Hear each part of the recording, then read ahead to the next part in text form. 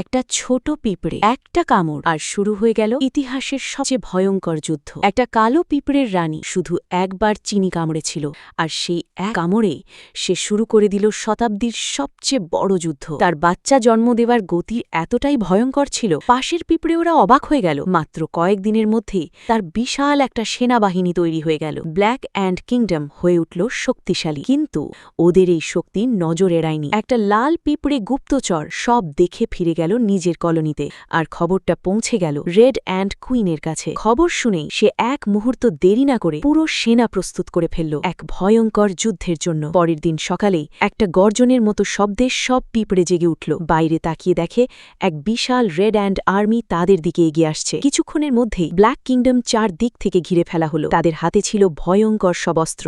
স্পষ্ট বোঝা যাচ্ছিল ওরা পুরো রাজ্যটাই শেষ করে দিতে চায়। জেনারেলের ইশারাতেই শুরু হলো আক্রমণ। বড় বড় পাথর ছুঁড়ে মারা হলো, কিন্তু আসল বিপদ তখনও বাকি ছিল। আকাশ থেকে ঝড়ের মতো শত শত টুথপিক পড়তে শুরু করল, যেন তীরের বৃষ্টি। এক এক করে ব্ল্যাক পিঁপড়ারা পড়ে যেতে লাগল। ঠিক তখনই ব্ল্যাক মার্শাল পাল্টা আক্রমণের নির্দেশ দিল। একটা বড় কটন সোয়াবের বাক্স দেওয়াল থেকে নিচে ছুঁড়ে ফেলা হলো। তারপর বের করল তাদের গোপন অস্ত্র, এফারভেসেন্ট ট্যাবলেট। ওগুলো পড়তেই অনেক রেড পিঁপড়ে একসাথে চূর্ণ হয়ে গেল, কিন্তু রেড অ্যান্ডস হার মানেনি। তারা ছুঁড়ে মারল একটা লোহার বল, সরাসরি দুর্গের মাঝখানে আঘাত করল। দুর্গ ভেঙে পড়তে লাগল, আর ব্ল্যাক পিঁপড়েদের মধ্যে ছড়িয়ে পড়ল ভয়। মার্শাল বুঝে গেল এটাই শেষ সময়। রানীর অনুমতি নিয়ে তারা বের করল শেষ অস্ত্র, একটা ম্যাচ বক্স, আর তার ভেতরে লুকিয়েছিল আসল রহস্য, স্কাই ব্লাস্টার রকেট। পুরো সেনা উড়িয়ে দেবার মতো শক্তি ছিল এতে, কিন্তু সমস্যা ছিল একটাই, শুধু একটা দেয়াশলাই কাঠি বাকি। সময় খুব কম। তারা ঝুঁকি নিল। একটা পিঁপড়ে কাঠিটা জ্বালালো, ফিউজে আগুন লাগালো, আর রকেট ছুটে গেল আকাশে। ধামাকা!